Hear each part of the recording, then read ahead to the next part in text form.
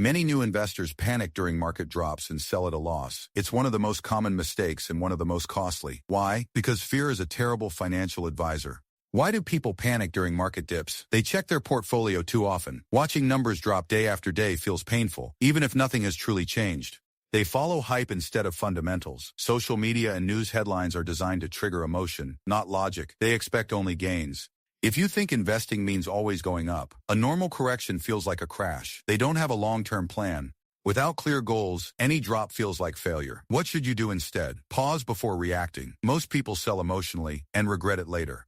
Zoom out. Look at a 10 to 20-year market chart. Temporary dips become barely visible over time. Focus on your time horizon. Are you investing for retirement in 20-plus years? If so, why panic today? See dips as discounts.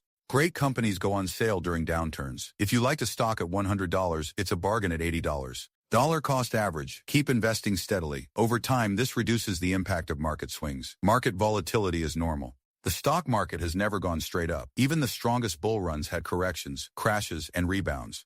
The dot-com crash, the 2008 financial crisis, the COVID crash in 2020. Everyone felt like the end of the world at the time. And everyone was followed by recovery and growth. The long-term wins, Warren Buffett once said. The stock market is designed to transfer money from the impatient to the patient.